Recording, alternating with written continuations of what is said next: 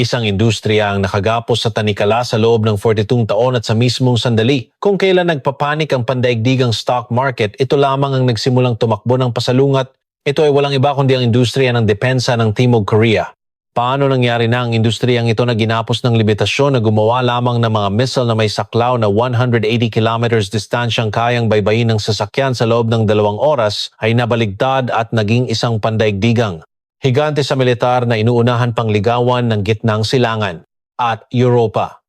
Ngayong 2026 tuwing nagkaka-cruise sa mga missile ng Amerika, Israel at Iran, sa himpapawid ng gitnang silangan umaalon ang Nasdaq at bumabasag ng mga record ang presyo ng langis kada bariles na nagpapaliit sa puso ng mga mamumuhunan sa buong mundo. Ngunit sa gitna ng kaguluhang ito, mga kumpanya ng depensa tulad ng Hanwha Aerospace at Ligue Next One Musica ay inuulan ng mga kontratang nagkakahalaga ng 10-10 trilyong won na tila talon.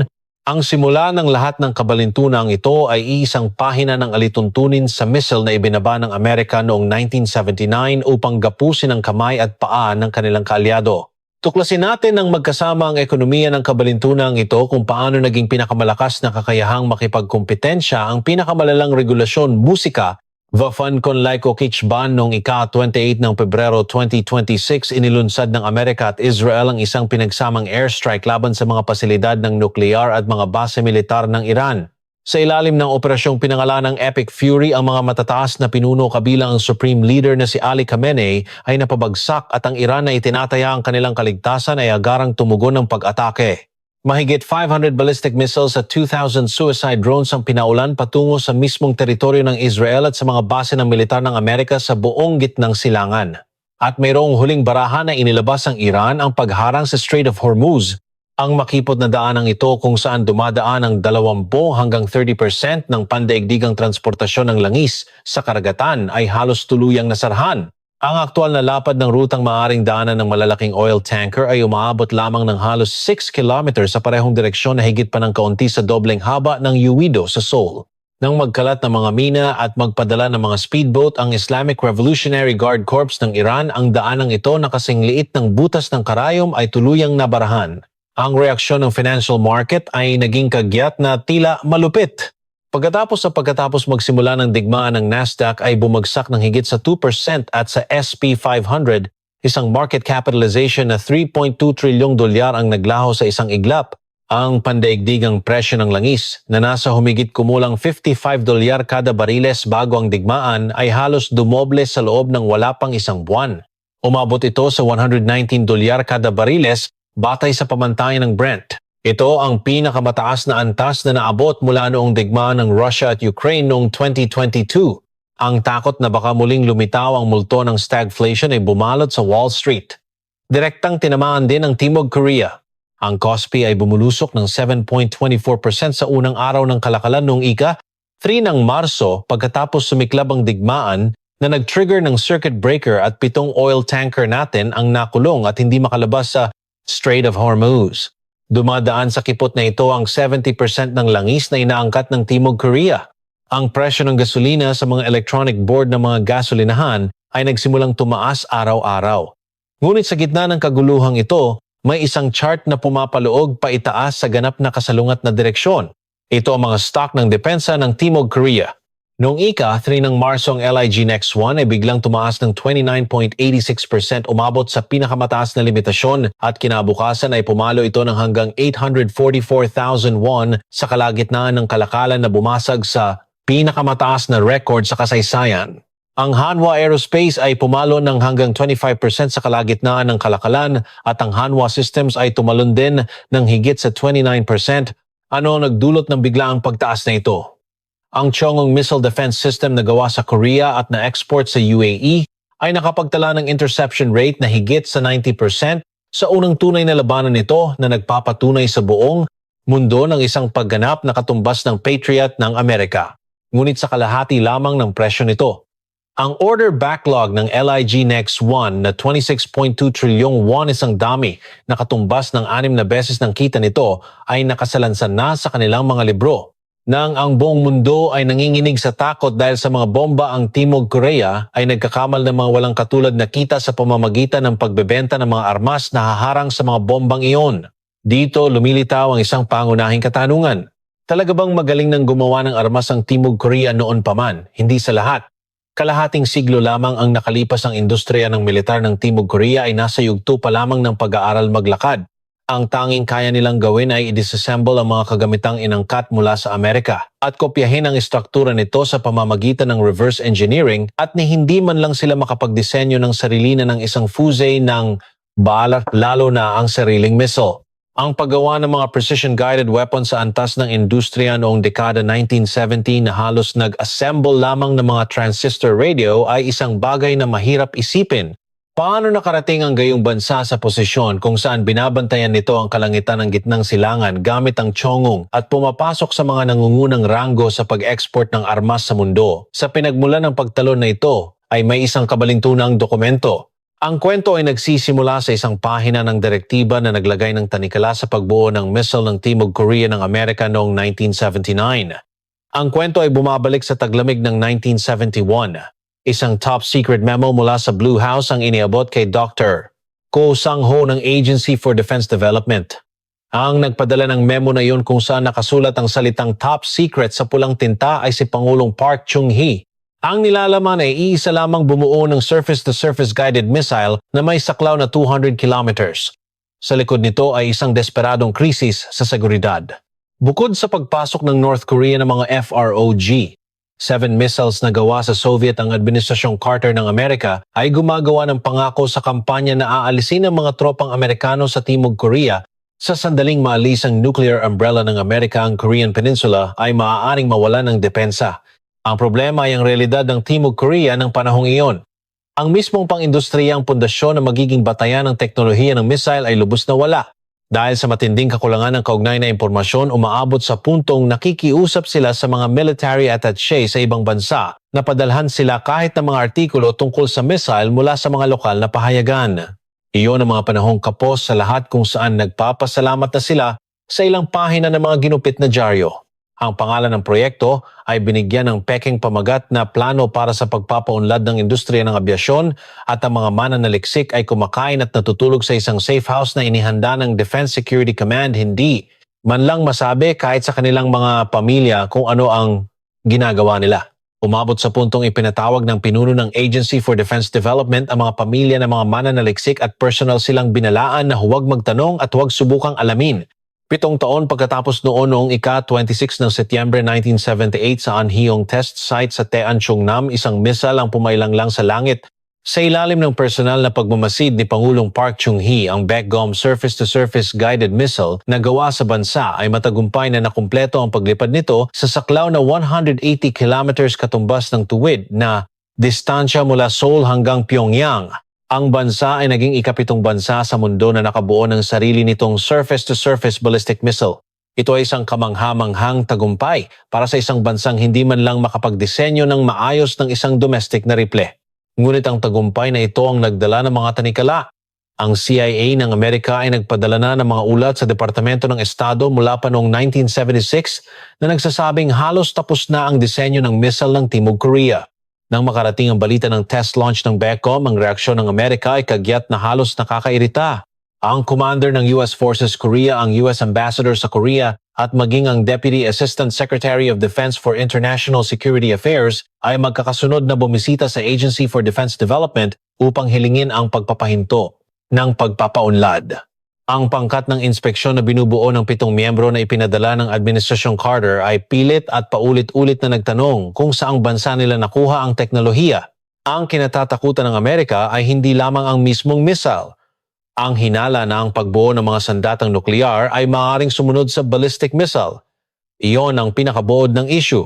Sa huli noong Hulyo 1979, ang commander ng US Forces Korea ay nagpadala ng opisyal na liham kay Defense Minister Roh Jae-hyun na humihiling sa pagpapahinto ng pagpapaunlad ng missile.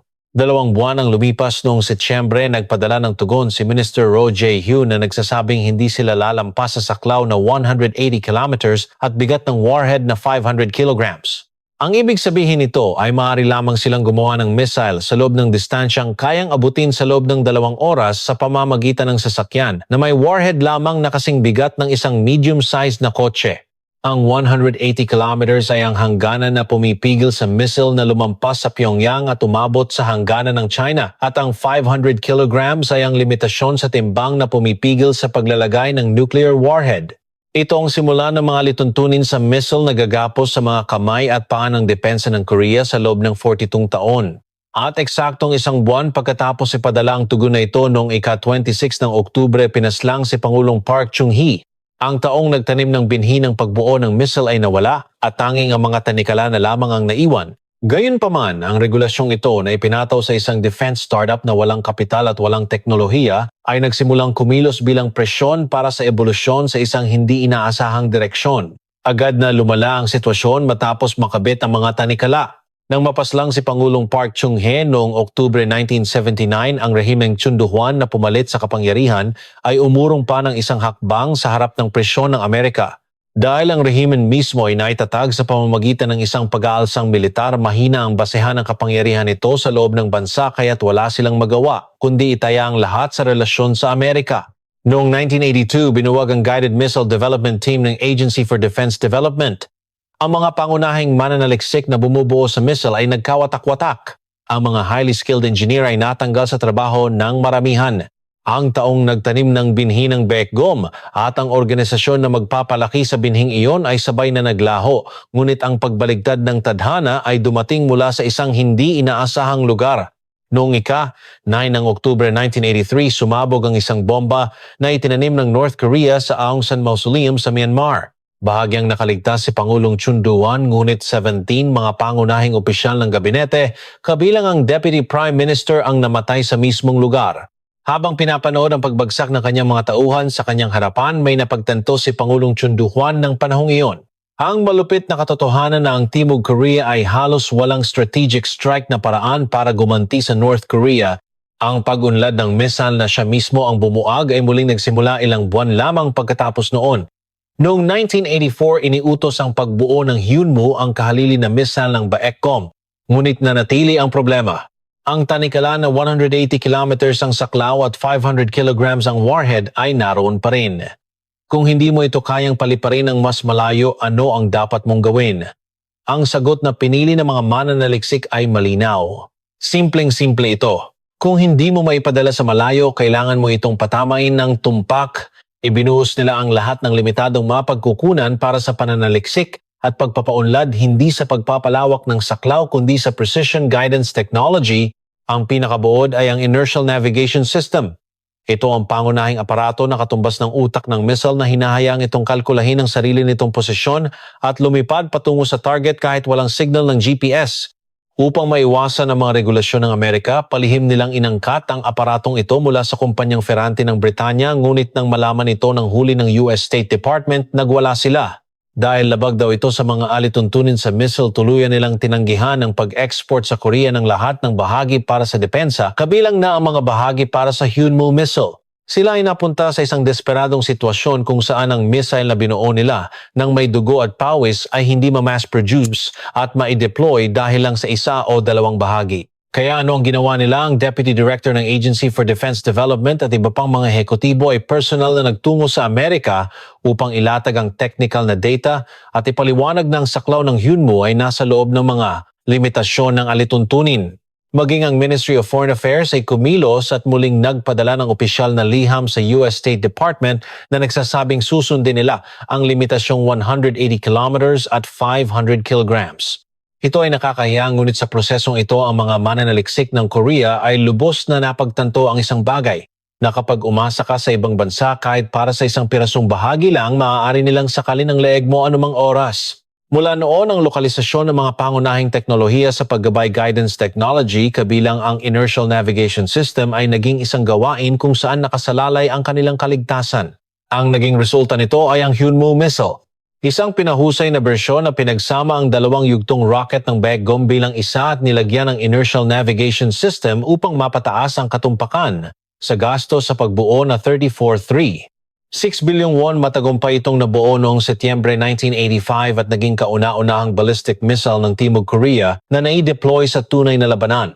Ang sistema ng paglulunsad ay hinawakan ng Gold Star Precision noon na ngayon ay Lignex 1 at ang rocket propulsion section naman ay hinawakan ng Hanwha Ang saklaw ay nakatali pa rin sa 180 kilometers ngunit pagdating sa teknolohiya ng tumpak na pag-target sa loob ng maikling distansyang iyon, nakagawa sila ng isang tiyak na hakbang patungo sa pamantayang pandaigdigan. Imbes na paliparin ng malayo patatamaan ng may matinding katumpakan.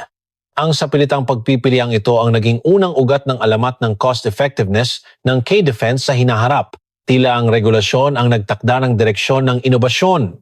Kahit matapos ma-deploy ang Yunmu, sa totoong labanan patuloy na humigpit ang mga tanikala. Noong 1990, ang rehimeng Roh Tai-woo ay gumawa ng isang kasunduan sa Amerika na umaatras pa ng isang hakbang. Ang nilalaman nito ay nagbabawal sa lahat ng pagbuo hindi lamang ng mga military rocket na higit sa 180 kilometers ang saklaw at 500 kilograms ang warhead kundi pati na rin ang mga rocket na para sa agham at industriya. Naging mas malala ang sitwasyon kaysa noong 1979. Kahit ang pagsasaliksik sa mga sibilyang rocket ay naharang ng pader, ngunit ang mga mananaliksik ay hindi lamang nakaupo. Nang maharang ang saklaw ng mga ballistic missile, matapang nilang ibinaling ang direksyon ng pagpapaunlad patungo sa mga cruise missile na hindi napapailalim sa mga lituntunin ng missile. Ginamit nila ang butas sa regulasyon na nagsasabing walang limitasyon sa saklaw kung ang bigat ng warhead ay mas mababa sa 500 kilograms. Bilang resulta, ang tatlong magkakapatid na cruise missile ay isinilang ng magkakasunod ang Hyunmoo 3A na may saklaw na 500 km, Hyunmoo 3B na 1,000 km at Hyunmoo 3C na 1,500 km. Dahil sa Hyunmoo 3C na natapos noong 2010 ang Timog Korea ay naging ika-4 na bansa sa mundo na nagmamay-ari ng cruise missile na may saklaw na 1,500 km kasunod ng Amerika, Russia at Israel. Sila mismo ang gumawa ng sarili nilang paligoy-ligoy na daan sa harap ng pader ng mga regulasyon. Ngunit noong 2012, dumating ang sandali na nagbago ang mismong patakaran ng laro. Sa pamamagitan ng summit na naganap sa pagitan ni Pangulong Lee Myung-bak at Pangulong Obama, natamo nila ang ikalawang rebisyon ng mga alituntunin sa missile. Ang pinakabuod nito ay ang pagpapakilala ng konsepto ng trade-off. Naging posible na pagpalitin ang saklaw at bigat ng warhead na parang siso. Kung pipiliin mo ang maximum na saklaw na 800 kilometers, maaaring umabot sa 500 kilograms ang warhead. Kung babawasan ang saklaw sa 500 kilometers, maaaring itaas ang warhead hanggang 1 tonelada. At kung babawasan pa ito sa 300 kilometers, maaaring magkarga ng hanggang 2 tonelada. Bakit ito mahalaga? Dahil naging posible ang paggawa ng mga kalkulasyon upang piliin ang pinakamainam na kombinasyon batay sa misyon sa loob ng iisang limitasyon. Sa termino ng korporasyon ito ay katumbas ng pagpiga sa mga gastos at margin ng tubo sa sukdulan sa loob ng isang limitadong badyet. Ginamit ng mga mananaliksik sa Korea ang CISO game na ito ng buong galing.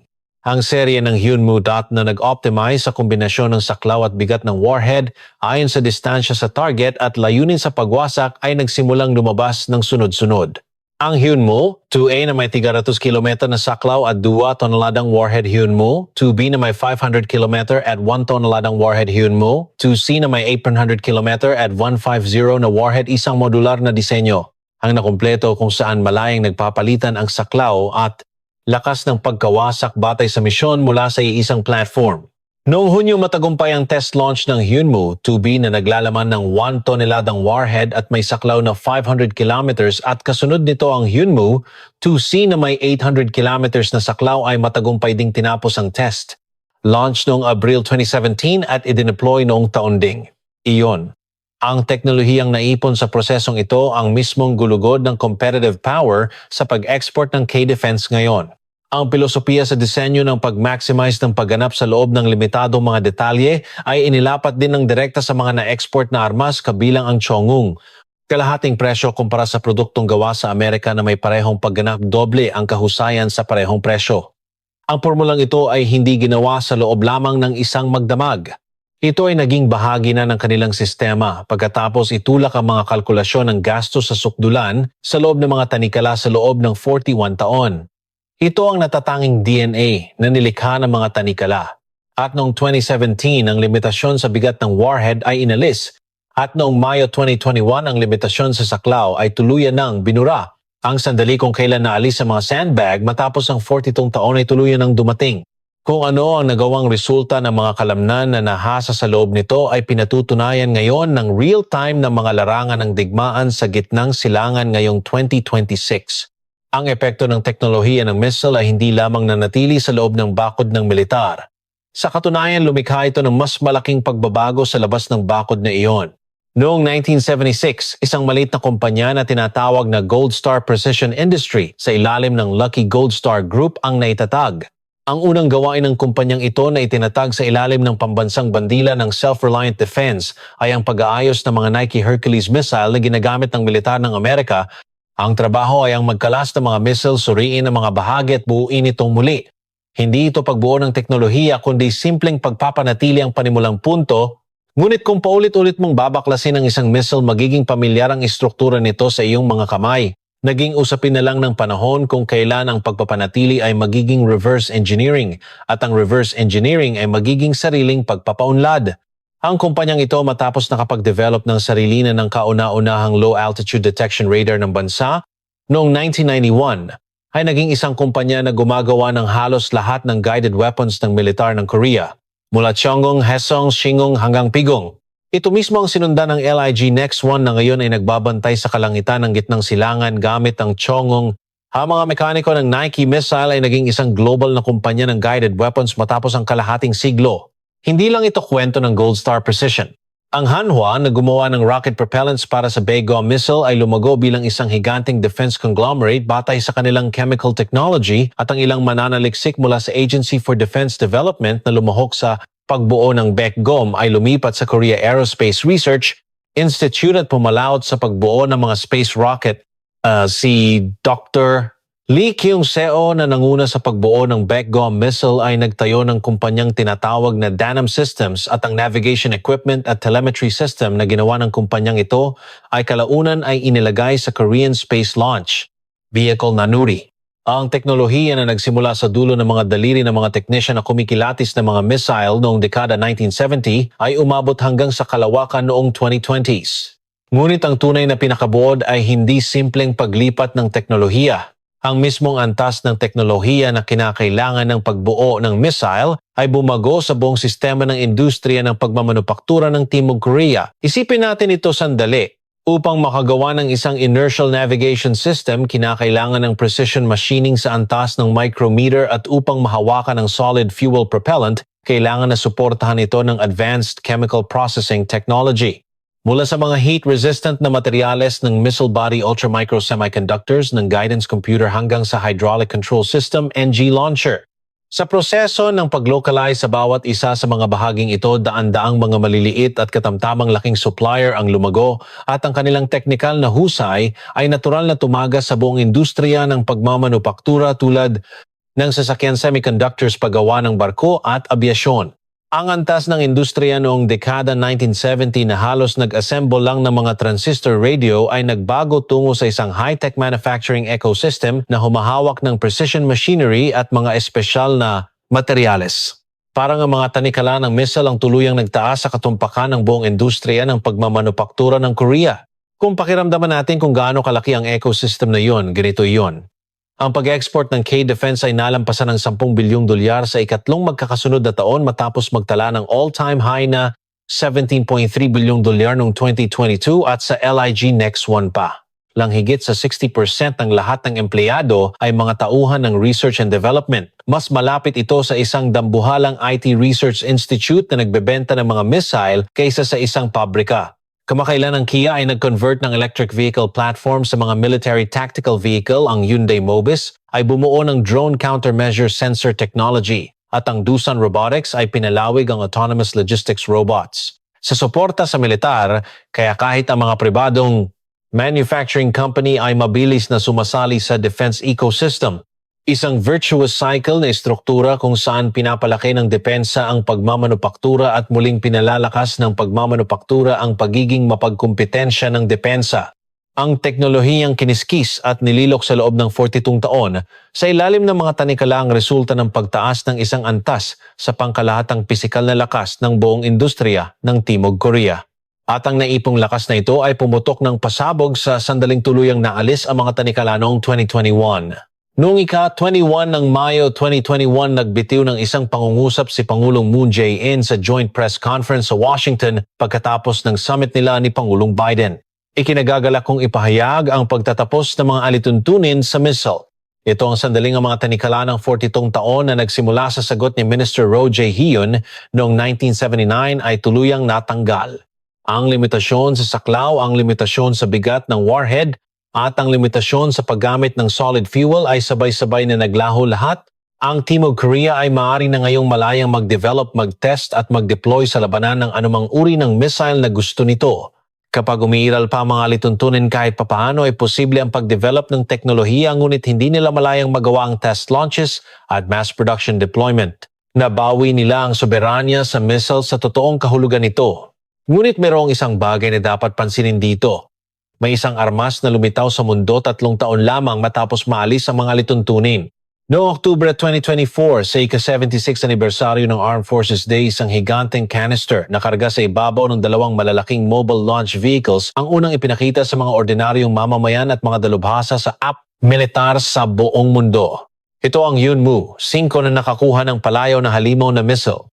Ang bigat ng warhead ay 8 tonelada at ang kabuuang bigat ay 36 tonelada. Kung isasaalang-alang na ang warhead ng isang karaniwang conventional ballistic missile ay hindi man lang umaabot ng 1 tonelada, ito ay nasa ganap na magkaibang sukat. Ito ay nasa antas na katumbas ng kabuuang bigat ng Intercontinental Ballistic Missile ng Amerika na Minuteman III. Isang missile na may isa sa pinakamalaking conventional warhead sa mundo ang isinilang.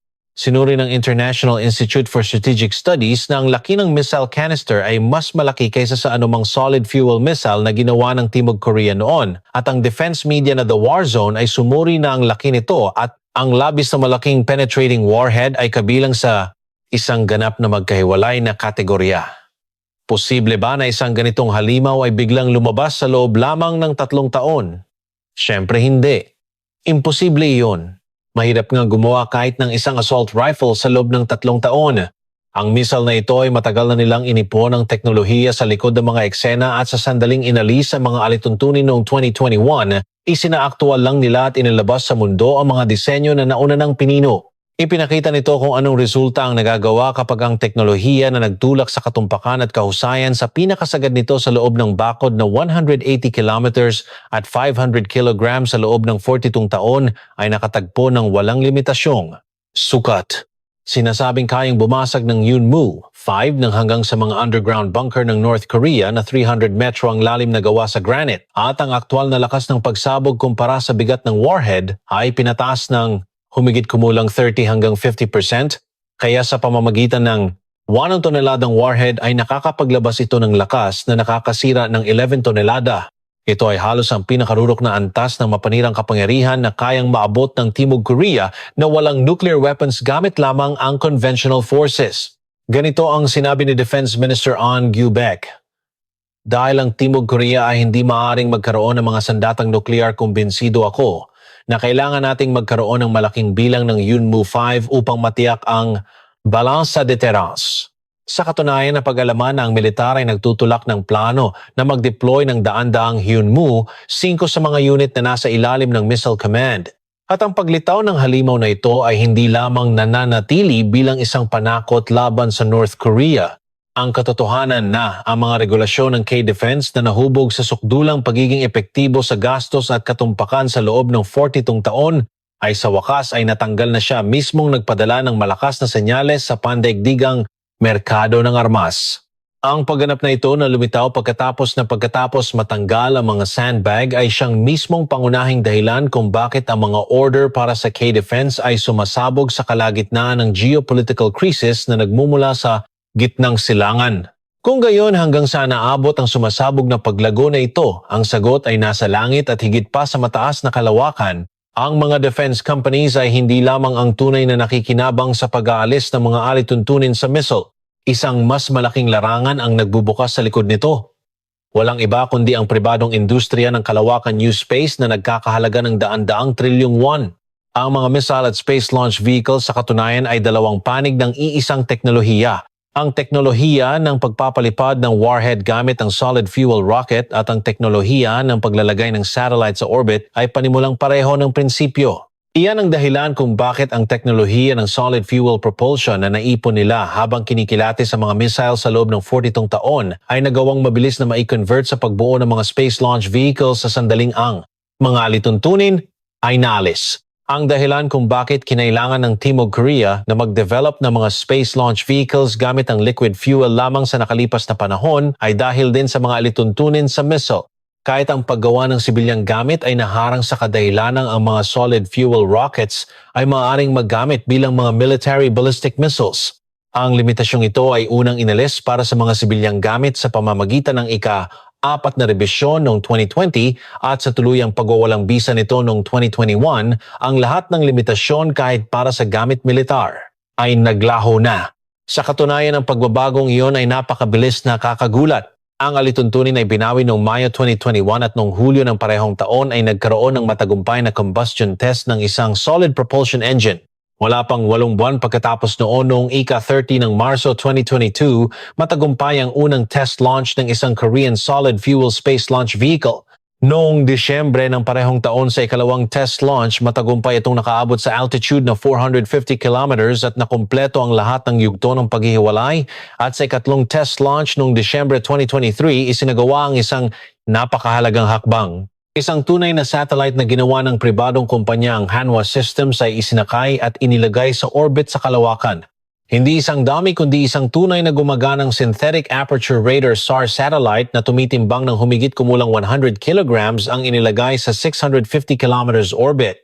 Mula sa pagpapawalang bisa ng alituntunin hanggang sa tagumpay ng aktwal na pagpapalunsad ng satellite ay inabot ng humigit kumulang 2.5 taon.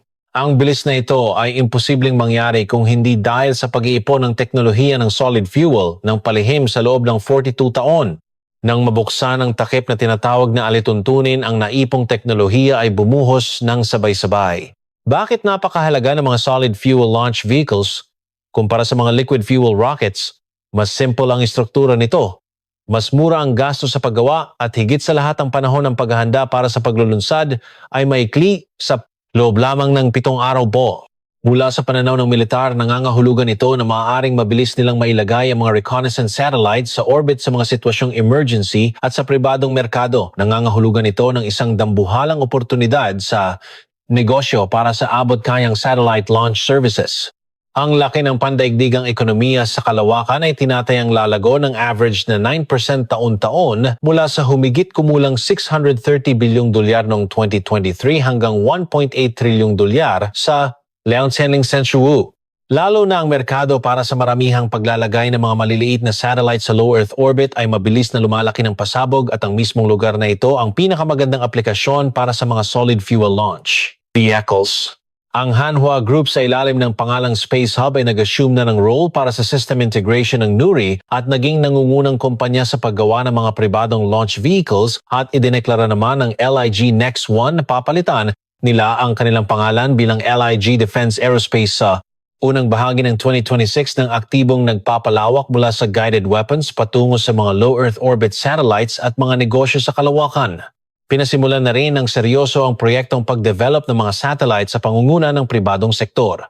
Ang teknolohiya ng solid fuel launch vehicle na binuo ng Agency for Defense Development ay inaasahang ililipat sa pribadong sektor at may mga plano din para sa test launches sa 2026 at 2027 ng mga launch vehicles na. Pinalawak ang payload capacity sa 1.5 tonelada. Inihayag ng ahensya ng kalawakan na maglalaan sila ng 949, 5 bilyong won sa pananaliksik at pagpapaunlad pa lamang ngayong taon.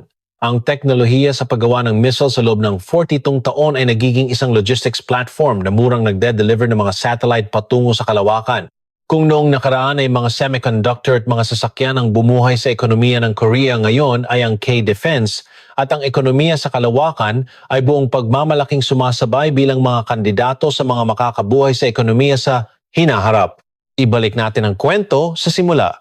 Isang liham na ibinaba ng Amerika sa Korea noong 1979 na nagtakda ng mga tanikala upang gumawa lamang ng mga missile na may limitasyong 180 kilometers, ang saklaw 500 kilogram na bigat ng warhead at ang tanging pwede lamang nila magawa ay missile sa loob ng 2 oras na biyahe at may lamang warhead na kasing bigat lamang ng medium-sized na kotse. Isang buwan pagkatapos ipadala ang liham na iyon, pinaslang si Pangulong Park Chung-hee at ang taong nagtanim ng binhi para sa pagpapaunlad ng missile ay naglaho ngunit nanatili ng buo ang mga tanikala. Ang malupit na regulasyong ito na ipinataw sa isang defense startup na walang kapital at walang teknolohiya ay sa anumang pananaw parang pagyapak sa mga binhi ng paglago. Ngunit ngayon, pagkalipas ng 47 taon sa kasalukuyang taong 2026 ang bansa na nagsuot ng tanikalang iyon ay nagbebenta ng mga armas na inuunahang bilhin at pinipilahan ng buong mundo sa kalagitnaan ng digmaan sa gitnang silangan. Pinatunayan ng Chongqing ang 90% na interception rate nito sa mga aktwal na labanan sa UAE. Ang order backlog ng LIG Next One ay lumagpas sa 26 trilyong won at ang operating profit ng Hanwha Aerospace ay bumasag sa lahat ng record at lumampas na sa 10 trilyong won. Sa mismong araw na bumagsak ng 7% ang KOSPI at nag-trigger ng circuit breaker, tanging ang mga stock lang ng depensa ang pumalo sa pinakamataas na limitasyon, isang kakatuwang tanawin. Iyan ang kasalukuyang nagaganap sa lahat ng kwentong ito. Ang pangunahing aral ay malinaw. Maaari itong ibuod sa isang pangungusap, pinipilit ng paghihigpit ang direksyon at binabago ng pinilit na direksyon ang buong sistema. Dahil hindi sila makapagpaputok ng malayo, itinaya nilang lahat sa teknolohiya ng pagtama ng eksakto. Dahil hinadlangan ng pag-import ng mga bahagi ng inertial navigation system, itinaya nila ang kanilang buhay para sa lokalisasyon ng mga core guidance technologies. Dahil nahadlangan ng saklaw ng ballistic missiles, sila mismo ang gumawa ng paraan sa pamamagitan ng paggawa ng cruise missiles at sa seesaw game sa pagitan ng saklaw at warhead. Nakuha nila ang pinakasagad na katas ng modularization at cost effectiveness. Ang teknolohiya sa pagpapanatili ng Nike missile na nagsimula sa Gold Star Precision ay lumago at naging pandaigdigang kumpanya ng guided weapons na LIG Next One. Ang teknolohiyang kemikal ng Baekgom ay naging ugat ng Hanwha Group Defense Sector. At ang teknolohiya na nagmula sa mga daliri ng mga mananaliksik na kinikilati sa mga missile ay humantong hanggang sa Nuri at sa solid fuel space launch vehicles. At pagkatapos malalimang maiukit ang sistemang iyon sa kanilang mga katawan sa loob ng 42 taon sa pagkatanggal ng mga tanikala, sabay na lumabas ang halimaw na Yunmu, 5 na may 8 toneladang warhead at ang solid fuel space launch vehicle na nagdala sa aktual na satellite sa orbit. Ang regulasyon ang nagtakda ng direksyon para sa inobasyon at ang pagtatanggal nito ang nagpasabog sa sukat ng inobasyong iyon. Gayunpaman, may isang babala para sa Timog Korea na dapat ding linawin. Ang kasalukuyang kasagsagan ng K-Defense ay resulta ng pinagsamang 20 taong pag-iipon ng teknolohiya at ang panlabas na kadahilanan ng digmaan sa gitnang silangan. Hindi ito isang estrukturang ginagarantiyahan magpakailanman. Ang pag-atake ng murang presyo mula sa Turkey at Indonesia ay nagsimula na. Ang muling pag-aayos ng depensa ng Amerika at Europa ay bumibilis at ang valuation ng mga domestic defense stocks ay tumaas sa antas na doble o triple kumpara sa Lockheed Martin. Kung sasayangin mo lamang ang panahon ng kasaganaan na walang naipon para sa kinabukasan, tiyak na mapapag-iwanan ka sa susunod na cycle. Ang pamumuhunan sa teknolohiya ng susunod na henerasyon habang panahon ng kasaganaan niyan siguro ang totoong mensaheng iniwan ng 32 taong tanikala. Kung gayon, ang huling tanong ay ito. Tulad ng kung paano bumuhay sa Timog Korea ang mga semiconductor at sasakyan noon, maaari nga bang talagang maging kabuhayan para sa susunod na henerasyon ang K-Defense at ang ekonomiya ng kalawakan? Ang DNA ba ng ultra-precision at high-efficiency na nabuo ng 40 taong tanikala ay magiging epektibo pa arin sa pandaigdigang merkado sa hinaharap?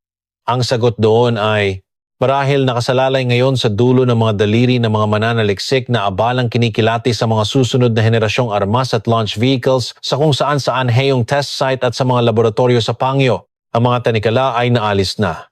Ngayon ay isang isyu na ng direksyon. Kung naging kapaki-pakinabang at nakakaaliw para sa inyo ang video na ito, mangyaring mag-subscribe at i-like ang Pandaigdigang Ekonomiya. Nagbibigay ito ng malaking lakas sa paggawa ng video. Hanggang sa muli sa susunod na video.